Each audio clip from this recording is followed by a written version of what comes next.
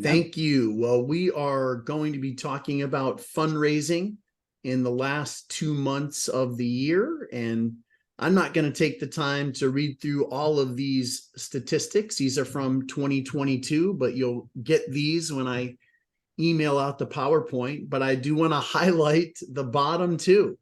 About 30% of annual giving happens in the month of December.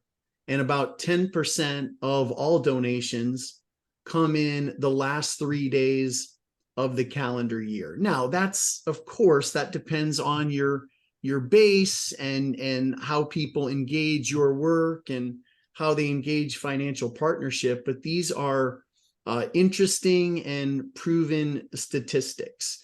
And so that was in 2022. And so I say all that to simply say this. And maybe this is just a reminder for you, but it's not too late for 2023.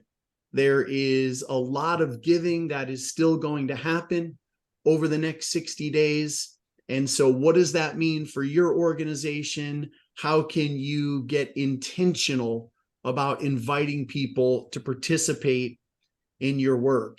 And I use that word intentional very specifically, because that's what we need to be intentional throughout November and December. The giving that I just mentioned that happens toward the end of the year doesn't happen automatically, right?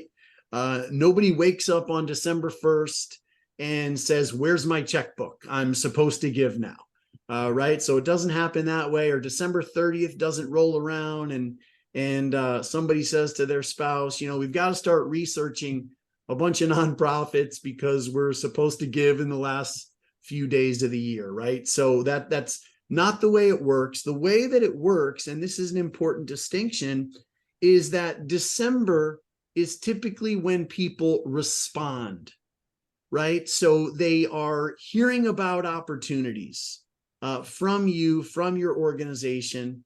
As Heather just prayed, you're giving people opportunities to connect with your kingdom work through financial partnership.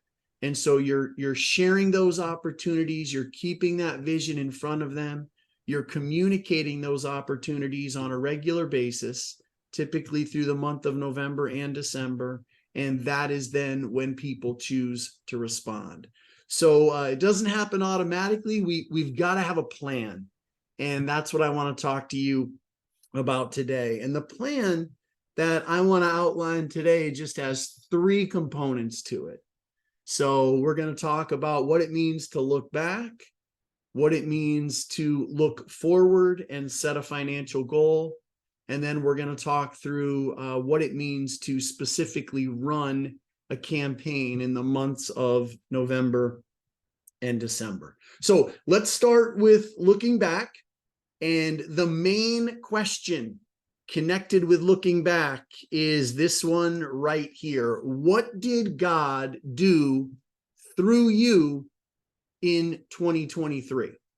And when I say through you, I mean you and your people together. So when you are looking back with your people and sharing things that God did and sharing the impact, you want to use we language. You want to use our language, right? This is what we accomplished together. This is our ministry. This is what God is doing through us. And so it's not about you and your organization. It's about you and your people together. You want to celebrate together. And so I want to use Venture 19 just as a little bit of an example here. And as I started to look back this year for Venture 19, we do 3 main things. We do training, coaching, and granting. And so when I started to look back this past year of the different ways that God worked and the ways that God has impacted leaders and ministries, I first wanted to understand exactly what happened. So I looked at training, coaching, and granting for us. And you can see here on this slide where we are for 2023. So we're on schedule to provide 19 different training events, 563 registrations with 71% of people showing up, 71% of registrants showing up. So clap to you today because you're part of the 71%. 99 different organizations have engaged training. Heather, it seems like we need to find that one more to get to 100 this year. And over 200 unique or distinct leaders have engaged training. When it comes to coaching, 119 organizations have engaged coaching. That represents 188 distinct leaders and over 850 different coaching touch points as we describe them.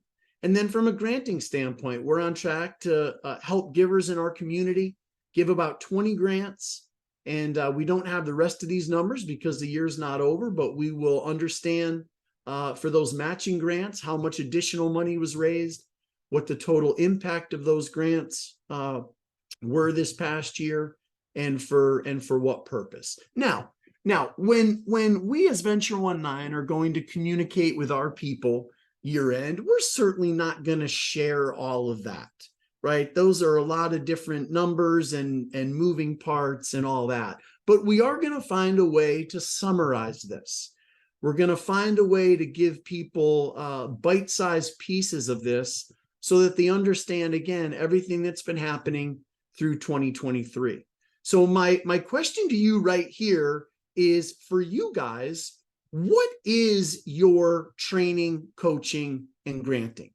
Or maybe what is the one main thing that happened through your work this past year that you really want to keep in front of people at the end of the year, and you want to remind them, this is what we did together, and this is how God worked through all of us together, and we're excited about that. And one of the main reasons that you want to look back is, for so many organizations, they only look forward. And what that means is they are typically only asking people to give financial resources for things that they want to do in the future. And for a lot of people, they've already given, right? They've already responded in great ways to different asks that you've made. But I'm sure this doesn't describe you, but they've never heard what's happened as a result of that giving, because a lot of organizations don't look back.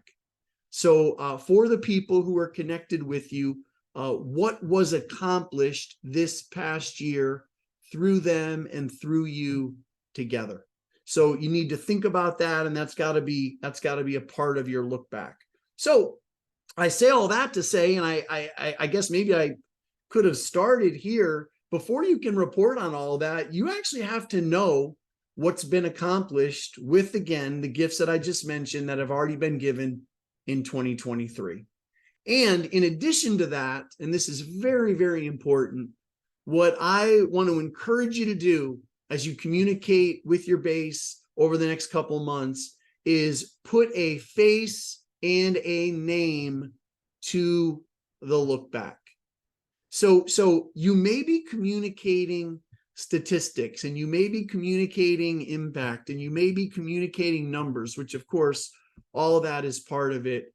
But we also want to tie in that maybe one specific story or multiple stories that really help people capture, hey, these aren't just numbers, but these are people that we're serving, people that we've had an opportunity to touch and be Jesus to, or we've done this in this specific community, or however that plays out specifically with your work.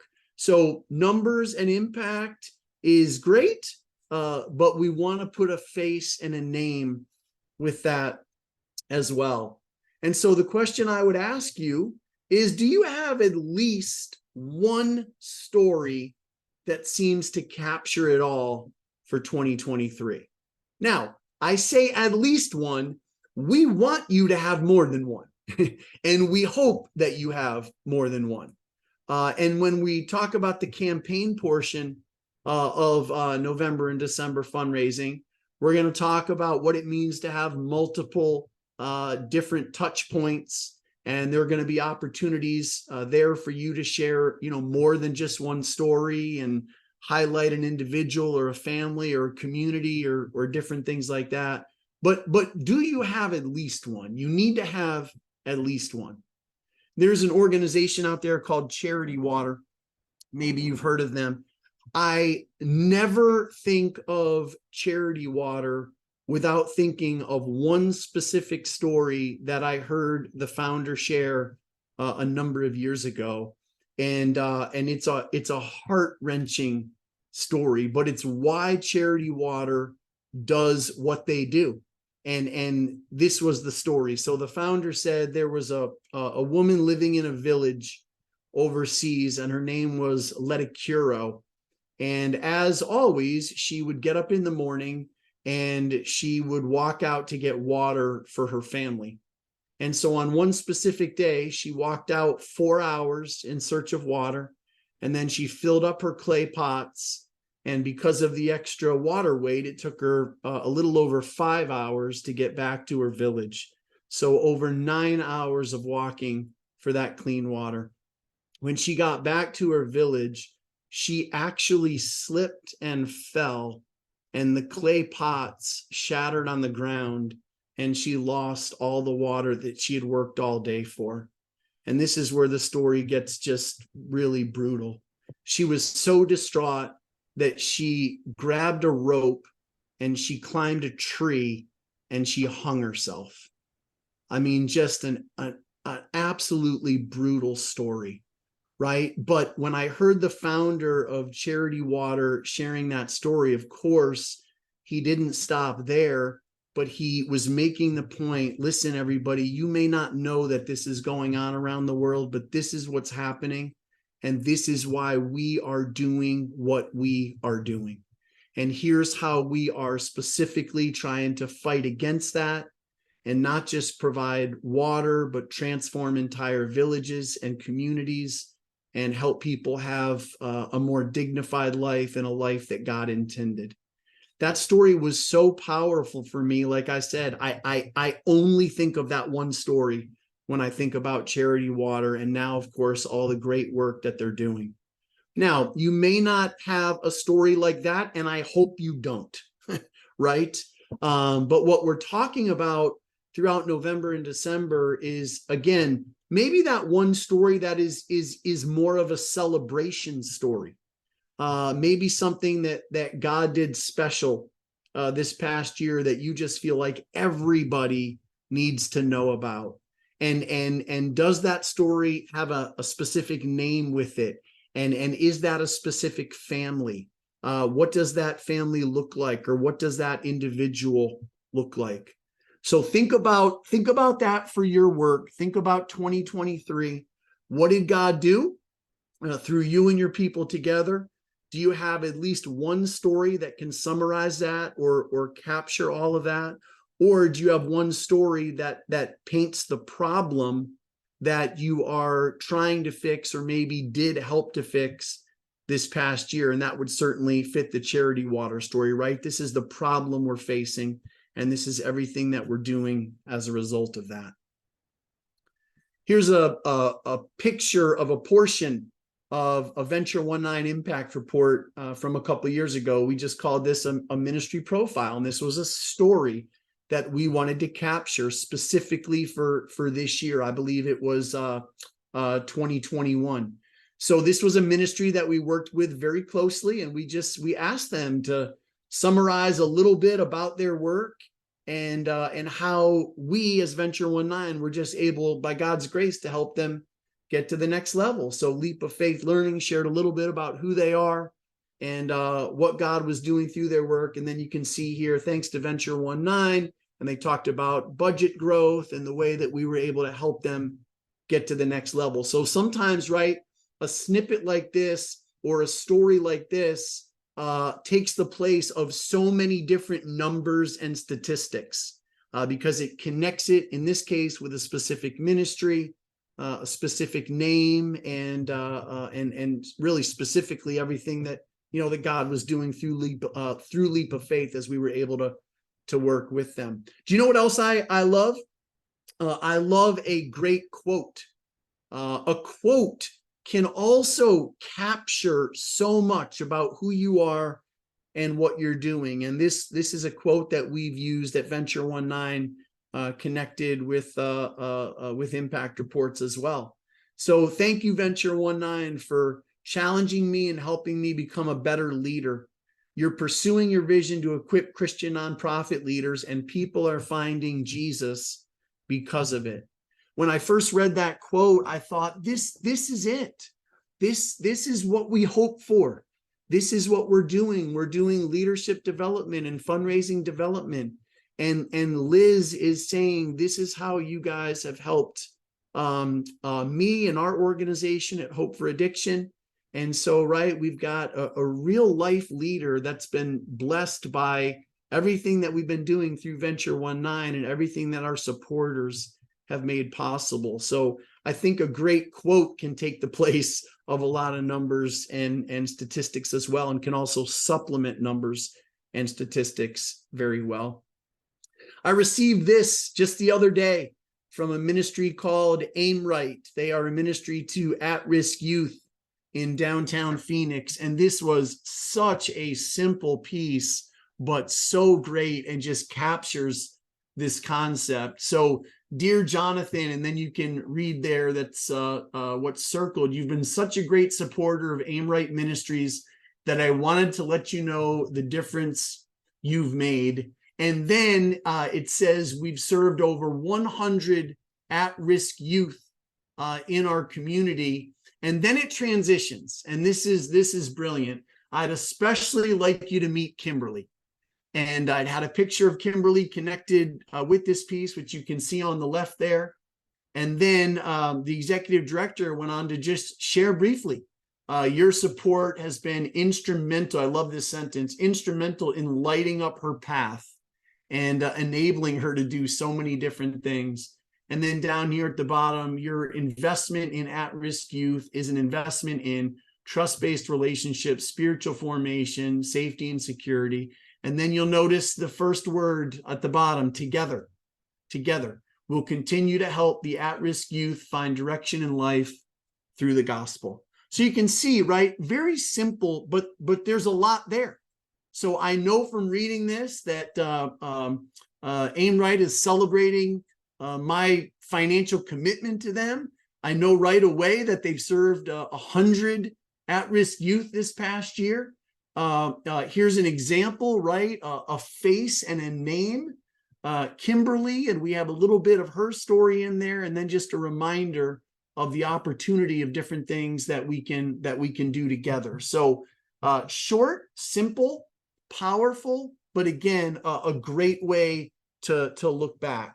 And then I want to share this video at Venture 19. I used this video in Q4 last year to share with some donors and do a little look back to how their giving was impacting ministry leaders. Take a listen to this. Hi, I'm Julie Suplee, and I'm the CEO of House of Refuge Sunny Slope here in Phoenix. And we are a transitional housing program.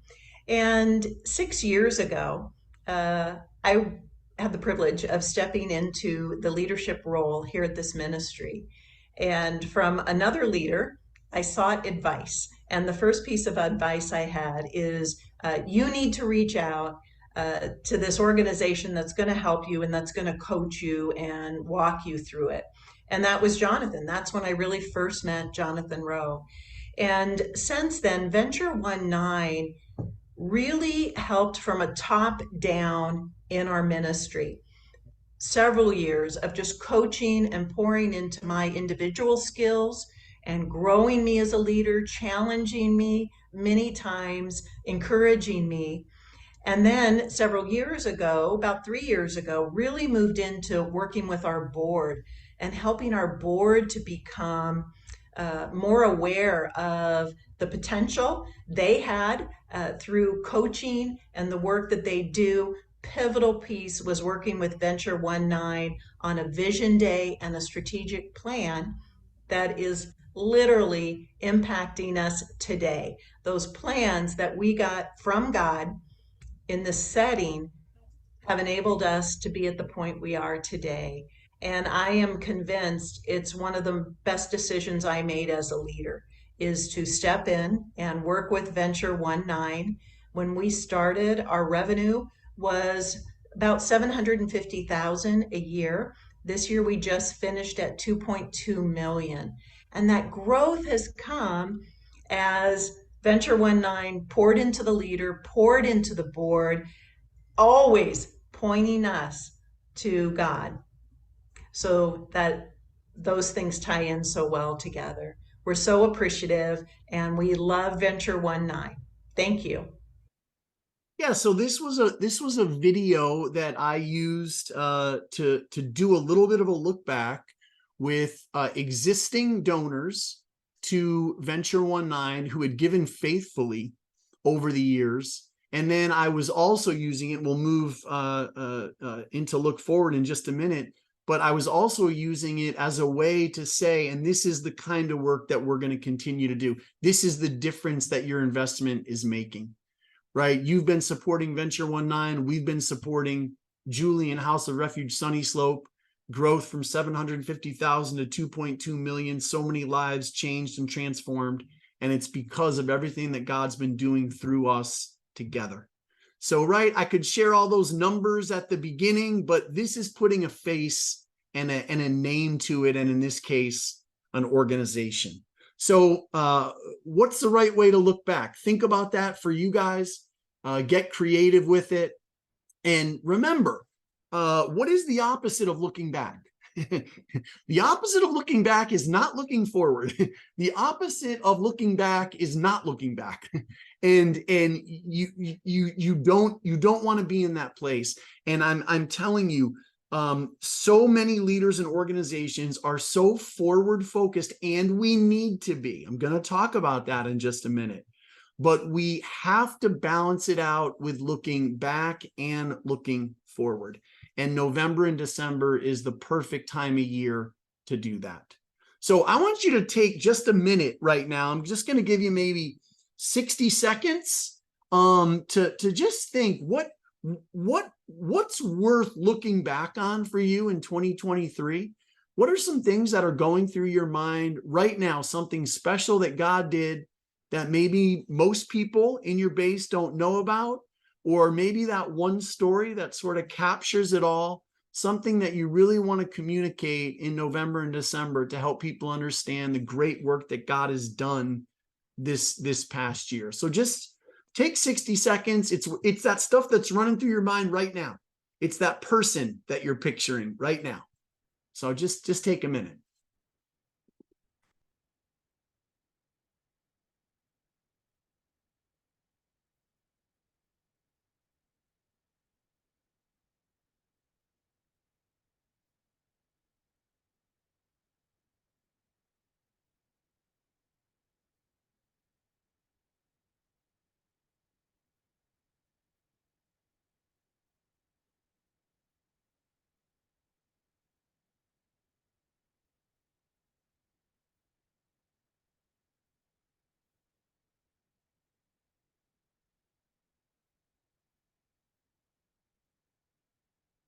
All right. If you have some specific questions, continue to put those in the chat box. And then, of course, we will open it up at the end as well. All right. So that's a little bit about look back. I now want to focus on looking forward and setting a financial goal. And so the question with looking back was, what did God do through you and your people in 2023? The question connected with looking forward is, what is God calling you to do together as an organization with your people in 2024? So this is where you are going to talk about and reiterate God's call on your ministry. Cast the vision for 2024. Talk a little bit about the strategy and maybe even remind people this is what we do and how we do it. And this is what is on our plate for 2024, because God has called us to this in 2024. And you're going to set a financial goal connected with that. There's another way to frame all this. And we talk about this a lot at Venture 19. So you can cast the vision, explain the strategy and all that kind of stuff, or there's another way to communicate it.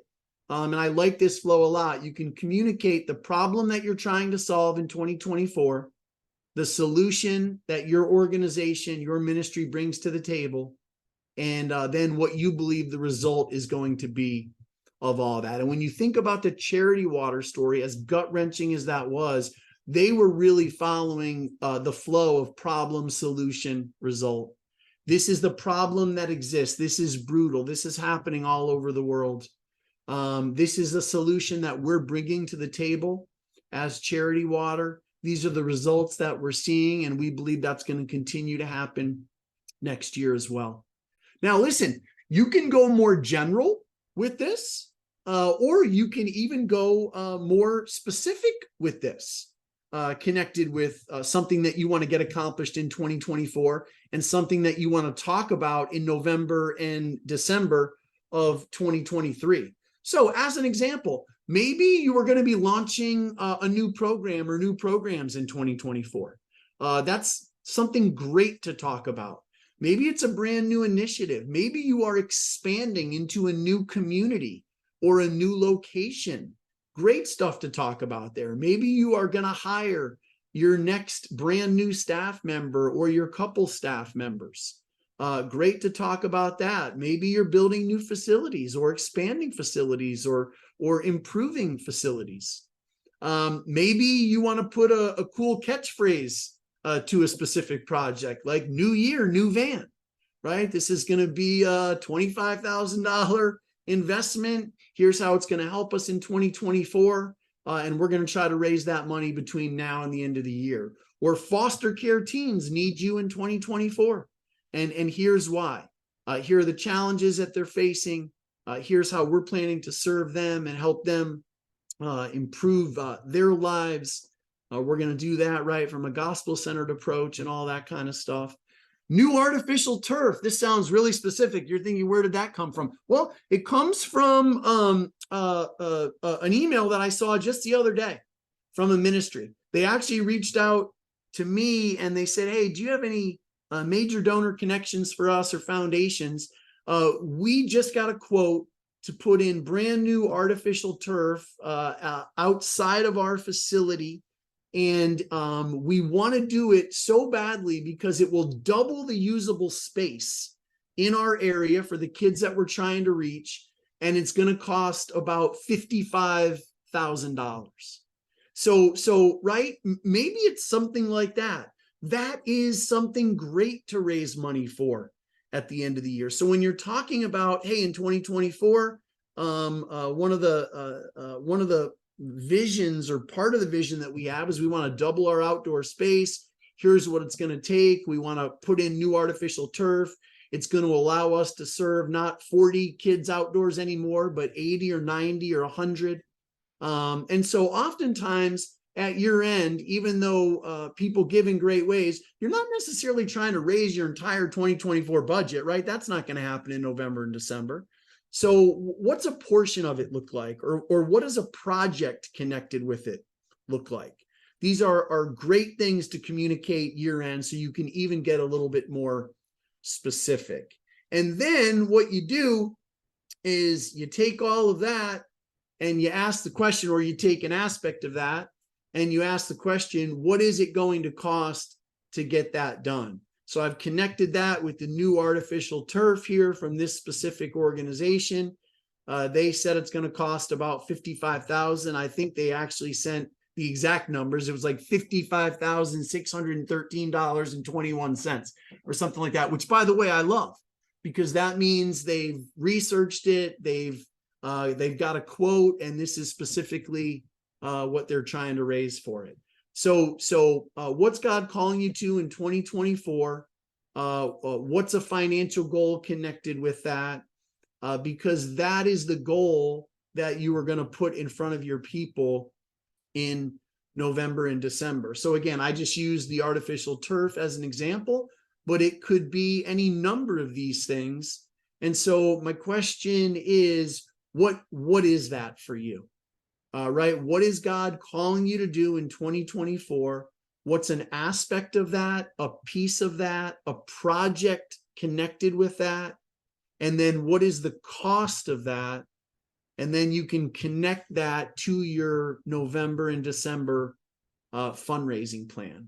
And so this is when you get all this working together, everybody, I hope you're starting to see, right? It really becomes clear, right? This is what God's done through us together in 2023. We want to celebrate that.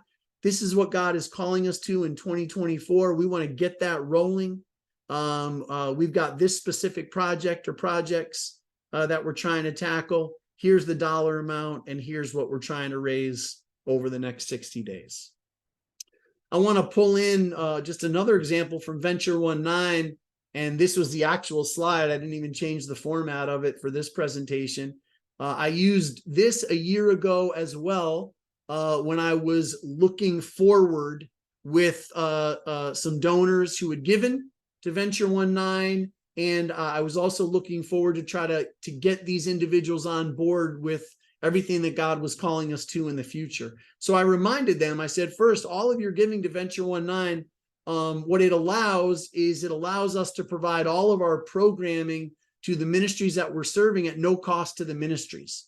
So that's one of the ways that your giving is being used. And then I said this, and remember that your specific money to Venture 19 goes to impact all of these different causes and ministries that are focused in these different areas.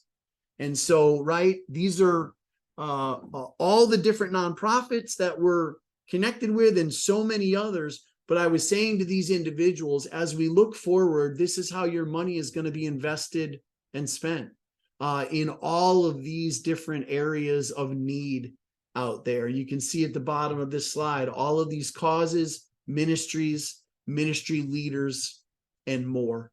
So again, one of the ways that I chose to look forward and help people understand what the impact of their ongoing giving would be.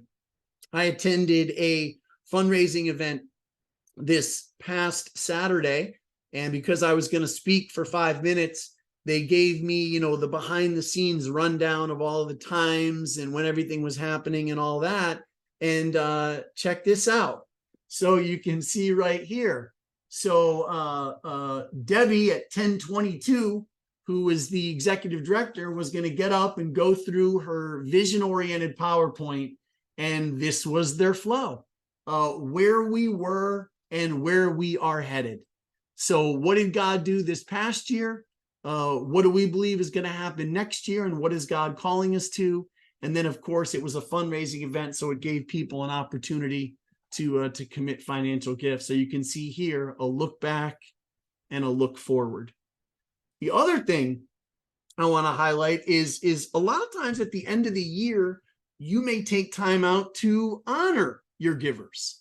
And I hope that you do. And understand that when you are honoring your givers, that's also the perfect time to look back and look forward. Certainly, if you are honoring them, you are going to talk about everything that's been accomplished over the past year. But when you are communicating with that group, no matter how you do it, it's also the perfect opportunity to say, and we want to keep it going, right? We've got big dreams, big visions. Here's what God's calling us to in 2024. I want to share that with you guys specifically. Your ongoing support means the world, and here's how it's going to be used and invested. There's an organization out there called 1010 Ministries, and they have a monthly giving program, and they call all of their monthly givers Team 1010. And so what they did a couple weeks ago is they invited all of their monthly givers, the entire Team 1010, over to the executive director and her spouse invited Team 1010 over to their house for just a time of celebration because of everything that they were able to do because of the strong monthly giving this past year from Team 1010. And then they also took that opportunity to cast vision for the year ahead. And they sent this little highlight video of that night that I want to share with you. Just about 45 seconds. They just gathered everybody at their house. These were all their monthly givers. Thanked them for their support this past year. Gave them some cookies and milk. Cookies. And then took time to cast vision for 2024. And you can see on the chalkboard there, we couldn't do this without you. So, right, just another opportunity to look back and look forward. You still have time to do all this, and this is what you should be doing over the last 2 months of the year. I'm not saying you need to do an in-person event, but you know what? You have time to do that if you'd like. So just another example there. So that's a little bit of a look forward and connecting a financial goal with that. And I want you to take another minute here, just 60 seconds. And what's going through your mind right now about looking forward? What is God calling you to in 2024? Programming wise, maybe it's a specific project. What are you going to do in 2024 that you should begin highlighting now in November and December and begin raising money for now? What is that? Take 60 seconds on that.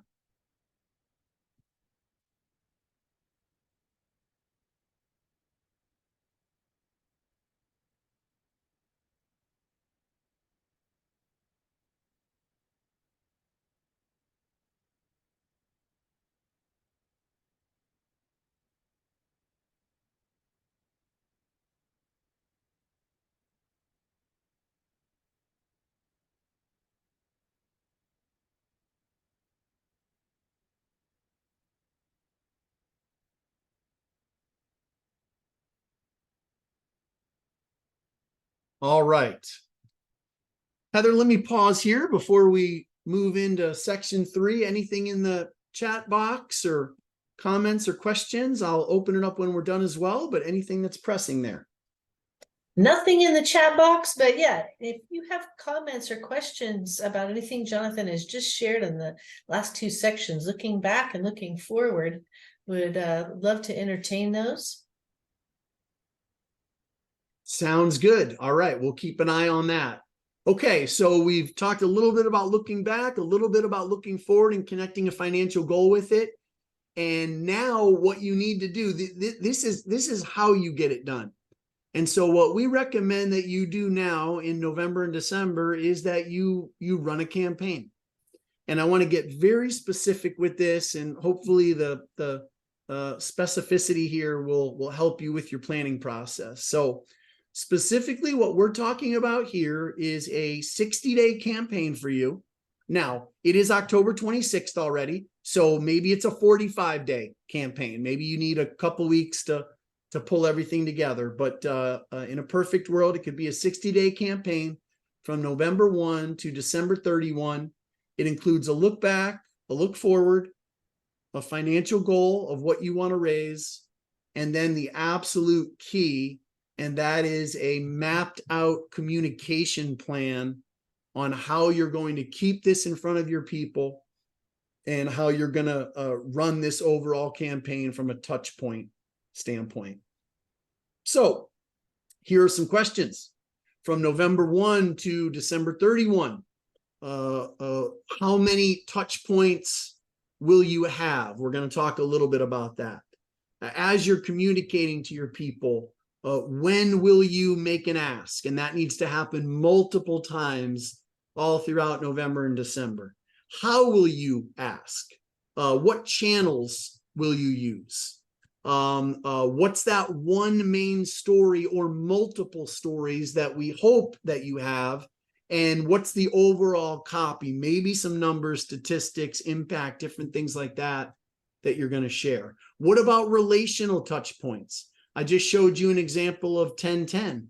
That's a relational touch point for them. We're not just going to communicate through different channels. We're also going to gather some people together. That can include small groups. It could include one-on-ones for sure, right? So what's how should all that work together? Will you segment communication? We believe that you'll need to, and you should. So, right, if you are running a campaign, communication probably needs to look a little bit different for people who have been ongoing givers, but you want to raise them up at the end of the year as well, and have them continue to commit financial partnership versus a group of people who maybe have never given to you before. Maybe you want to communicate differently to your monthly givers than you do with maybe your major givers. And so, right, what does that look like, and how can you segment communication? When we're talking about different channels, we're really talking about things like, you name it: direct mail, email, phone calls, face-to-face, social media posts, video, different things like that. So however you communicate with your people, you know your base well. We want to implement all of those different touch points. The days are past us when we can send out one direct mail piece or one email and say, here's what we're trying to accomplish, hit this link and give, and then we just sit back and wait for all the money to roll in, right? That's typically not what happens. We need to keep the vision in front of people. We want to communicate on a regular basis. We want to keep the goal in front of people. We want to update them on how we're doing, what we've raised, what we still need to raise, and again, celebrate everything that God is doing, even through the campaign as it's happening. So here's a potential outline for you, and these are, I looked at the calendar, these are real potential dates for you. Okay, again, maybe November 1st is quick, but November 1st, touch point 1. Again, you got to figure out the right channels, but this is your exciting launch communication. Hey, God's done special things through us in 2023. God's calling us to something special in 2024.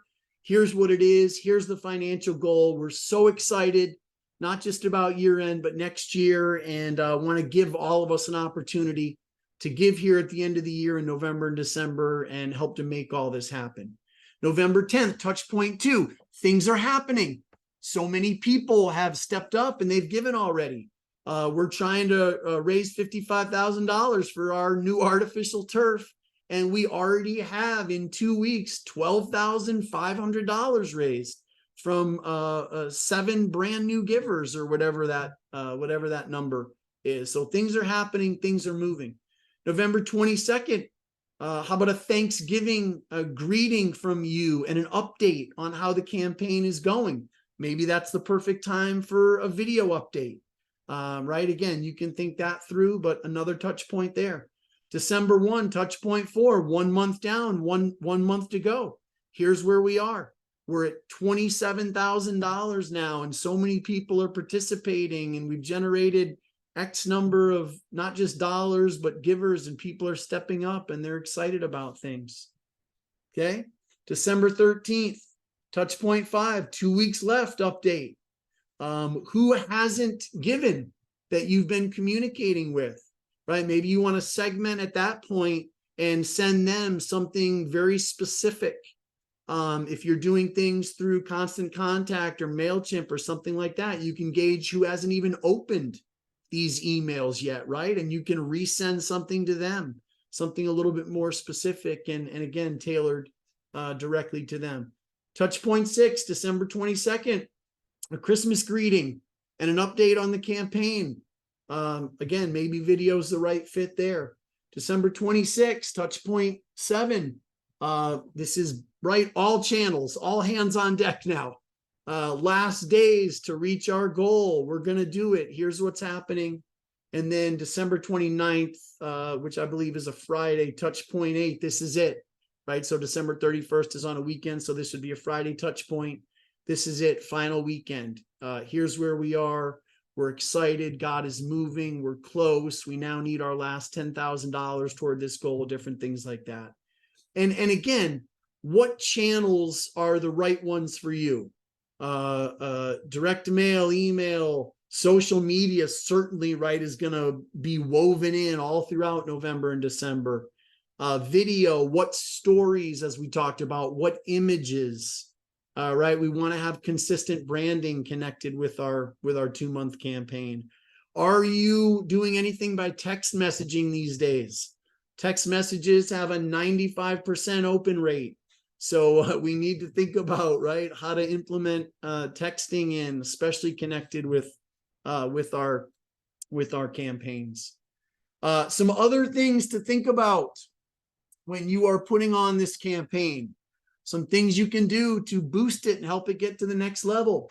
Maybe you want to turn your website homepage into a campaign page. And so now anytime anybody goes to your website, your 60-day campaign is being highlighted front and center, right? Not just talking about the vision for next year, but giving people an opportunity to participate. So it's right there every time they go to your website. Maybe you want to create a campaign pop-up window. Heather and I have seen some of these recently, and they can be very effective when somebody goes to your website. It's a quick pop-up that highlights, what God's calling you to, the campaign that you're currently in, the financial goal, and an opportunity to learn more or even give. If you're not going to change your website homepage, at least think about transforming your giving page for these 60 days. So when somebody goes to your giving page to respond, again, it's consistent with the campaign that you are constantly talking about. Same imagery. If you're highlighting a story, maybe by video, you've got that video there, different things like that. So there's consistency there. Do you have the ability to brand your donation form? This is different than your giving page, right? So you go to your giving page and someone hits, I want to donate. Now it brings them to a donation form. Can there be carryover there? Again, images, branding, talking about the campaign. So you may have that capability or you may not, but if you do, we really recommend, again, brand consistency there. How about updating your thank you receipt for November and December? So when people respond to this specific project in your year-end campaign, again, the receipt ties that in. It's not just a thank you, with the standard IRS language, but it's here's what you gave to. Thank you for this. We're going to continue to keep you updated. And again, so everything's working together. Certainly this wasn't a Venture 19 campaign, but I will share an example of a customized thank you receipt. At the beginning of the year, a great man, my father-in-law, passed away. And as part of his passing, the family was recommending donations to Venture 19 on his behalf. Of course, he loved me and us and Venture 19 and all that. And so people started to give in my father-in-law's name. And what we did was we created a customized receipt that had a picture of Bill and his wife on it, a specific thank you to those that gave, how their money was going to be used. And then we also had a link in the donation receipt, because we were emailing the receipt. We had a link to a video that highlighted his life. And so people got the receipt back. They saw his picture right away. They knew how their gifts were going to be used, and they were able to click on that link and watch a 5-minute video highlighting his life and legacy. So just something special that we wanted to do to just help people understand how grateful we were and that we recognized specifically why they were giving at that time. So some ideas there, and some others. Can you generate a matching fund connected with your November and December campaign? So let's say you're trying to raise $55,000 for new artificial turf. It would be great if you could go in and say, and to get everything started, we already have $10,000 in matching funds. So for the first $10,000 that's raised, your gifts are going to go twice as far. Or maybe you generate a matching fund that's half of your goal. So let's say you're trying to raise $55,000. Well, how great would it be to have a $27,500 matching fund? And then, right, you go, really, we just need to raise $27,500 here, and we're going to come up with the full $55,000 for this project. Giving Tuesday is the first Tuesday after Thanksgiving. And so your Giving Tuesday push to your people can be, and I think should be, connected with this campaign. So again, here's who we are. Here's what's on the plate for next year, what God's calling us to. But here's what we're trying to raise by December 31st. And so again, same images, consistent branding, and making Giving Tuesday tie in with this 60-day campaign. How can you create shareable content? Remember, you don't just want to put things out through your social media channels. You want your people putting stuff out through their channels. So can you create shareable content, get it out to your people and say, will you pass this on into your networks? Your entire campaign, instead of just being about one specific dollar amount, it could be about generating new monthly donors. Maybe you set a goal and say, you know what our goal is in the next 60 days? It is to generate 20 brand new monthly givers connected with our work. And we want to encourage people to do whatever that right dollar amount is, 20 or 25 dollars a month. But the goal is connected with new givers, and maybe or maybe not, there's not even a financial goal connected with it. Maybe the entire goal is we want to generate 20 new monthly givers over the next 60 days. I've seen groups be very successful with that. And then just one quick reminder, you guys are so awesome. You already know this, but I'll just throw it out there. Your campaign does not take the place of one-on-ones. So again, what relational touch points need to happen? Who should you connect with? What major givers should you sit down with in November and December and say, hey, here's what we're trying to accomplish over the next 60 days. We'd love for you to be a part of it. Here are the different opportunities. Or you approach some major givers before you launch it and say, here's what we're trying to do in the next 60 days. Would you consider providing some matching gifts? And again, that goes back to point one here. So what's the role of one-on-ones and connecting with people specifically? And I mentioned, of course, earlier, even phone calls and just other personal touch points as well. And then in January, it's time for follow-up and conclusion of the campaign. So thank you to everyone that helped reach the goal. Again, all channels, however you want to do that. And then, of course, continued personal contact to major givers, loyal long-term donors, maybe monthly donors who gave an extra gift, or new donors that stepped up, or different things like that. So I say how here, just saying what's the best approach there, right? Who are these folks, and what's the best way to honor them and communicate that they helped reach the goal, and that their support is going to be huge moving forward. In a perfect world, through your campaign, you've generated new givers. And so now what's the next step for your new givers? We would encourage you to look at doing just a basic, simple welcome series. And a welcome series can just be something as simple as this. You email them 5 times over the next 50 days or so. Email 1 would be, again, thank you for helping us reach this goal. We're excited to welcome you to the Venture 19 family.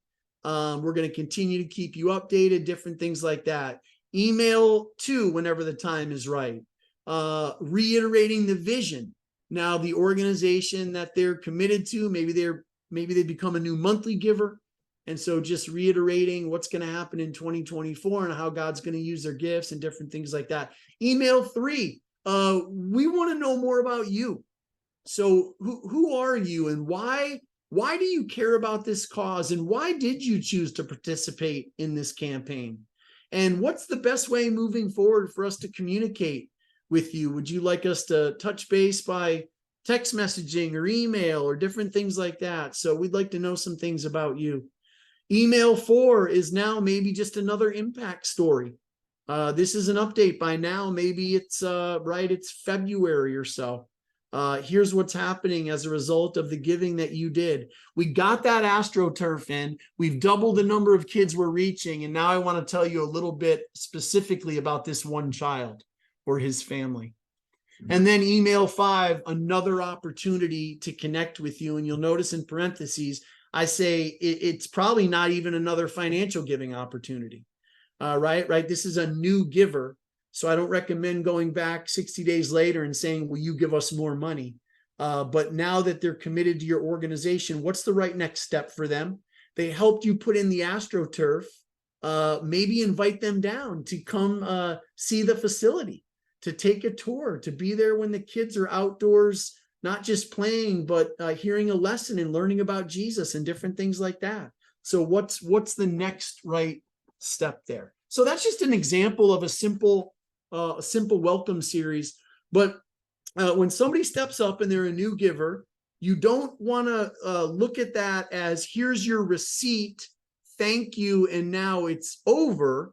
You want to look at that as just the beginning of the relationship. And so how do you want to continue to cultivate that relationship and help people grow and into an even deeper, obviously, relationship with the ministry work that you're doing? And then remember, you've got to have tax statements out by January 31st. And so a perfect time again to reiterate the vision, maybe share another impact story, and again, remind people of what they're a part of.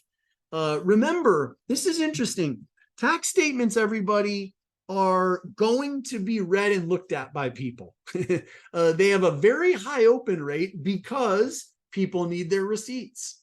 So it's a good opportunity, again, to let people know what they're a part of, how their giving is making a difference. And again, you could even put another face and a name with your tax statement and your receipting there. So listen, everyone, that's what I've got. So that's your look back, your look forward with a financial goal and a 60-day campaign, or maybe for you, it's a 45-day campaign. And I know I just threw a lot of stuff out there. I want to pause here and we can go to the chat box if anybody has anything, but also feel free to unmute yourself right now and fire away on any questions or thoughts. I would be interested for a few of you, what stood out here for you? What resonates with you, and what might you do as a result of some things standing out for you? Jonathan, really great stuff, very practical. And, just in the chat box, I just wanted to check and see how many of you are planning on running a year-end campaign. Just, put that in there. And do you have a goal already? Jonathan talked about that. Do you have a number goal, a donor goal in there? A side chat I did get, Jonathan, that really asked about, you outlined 8 specific touch points. Yeah. Is that the ideal number? Would you recommend a certain ideal number? Like, let's say this is your first time ever doing year end. What's your comments on that? Yeah, I only put 8 when I looked at the calendar, and I thought that's how that flowed with November and December of this year. But it's the fine line. So you don't want to bury people, but I believe if you're only doing a 60-day campaign, that they need updates every couple weeks. I would not stretch it out further than that. So a lot of my dates were even in the 10 to 12 day range, I believe. So you don't want to go longer than 2 weeks because you've only got 60 days for this whole thing. And so you want to keep it on the forefront. You want to keep it on people's mind.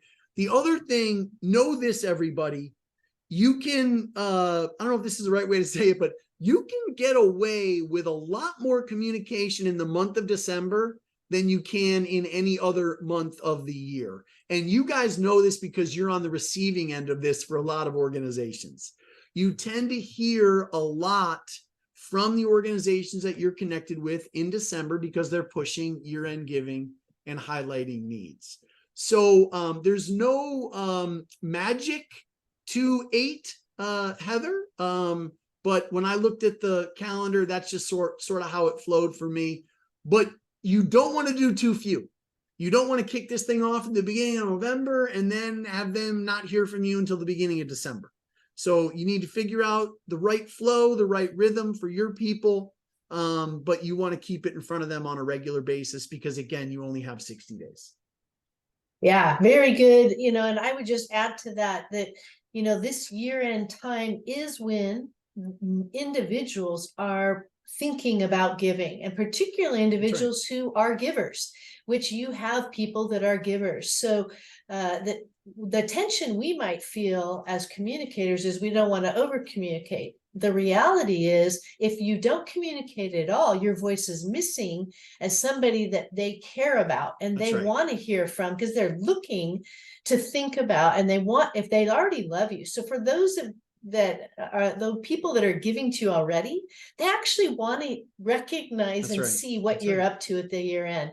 So, and remember this, they will not read all of your emails. So if you have this really tight, 8 series, and it depends on them seeing every single one of them, they won't. So minimally, I would say you want to communicate at least 4 times between now and then. But the reality is, people need a reminder, and they need to hear something 7 to 10 times before they take action. So anybody that you're trying to reach that's new, this is the time when you want to be a voice about what God's called you to do. So I just throw that out there with that question. I love that. I love that, Heather. Remember, your people are connected with you for a reason. They love and believe in your work.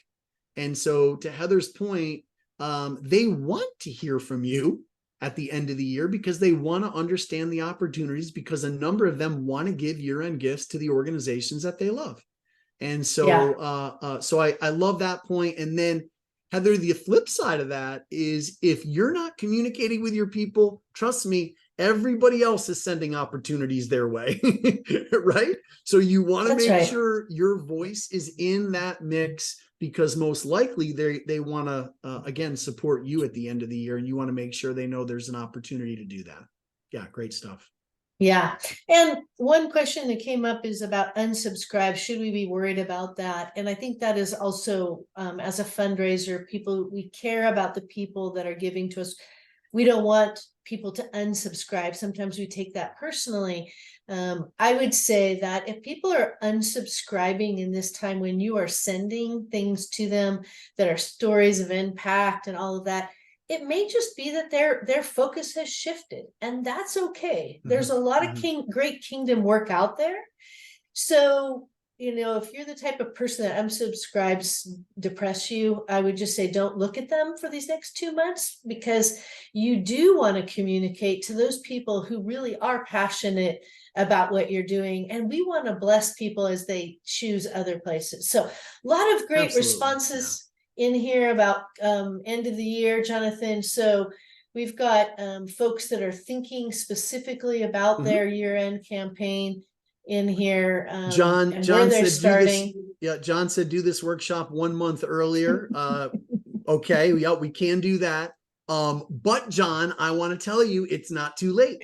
So it's October 26th. You guys could organize this, and you could do a 45-day campaign this year that kicks off in the middle of November, which is a good time to do that. And here's the thing, everybody. Here's my guess about all of you.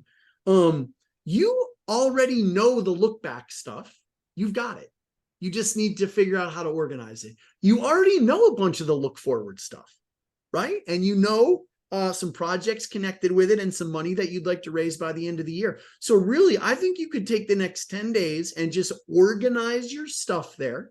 And you guys could get this done. I really believe that. Yeah. Thank you so much, everybody. I want to pray for us, and then we'll let you go. So let's pray together. Heavenly Father, thank you so much for these leaders. God, I just thank you. We thank you together. We acknowledge all the great things that you've done in 2023. And we're grateful for that. God, thank you for just the way that you work and provide and how faithful you are. So we celebrate that. God, I just pray that that you would just continue to stir our minds when we're done here and show us what you want us to do with this over the next couple months. God, the world's a crazy place right now, and we just lift up all the different things that are happening. We heard about this shooting and tragedy in Maine yesterday, and just everything that's going on with that, God. And we just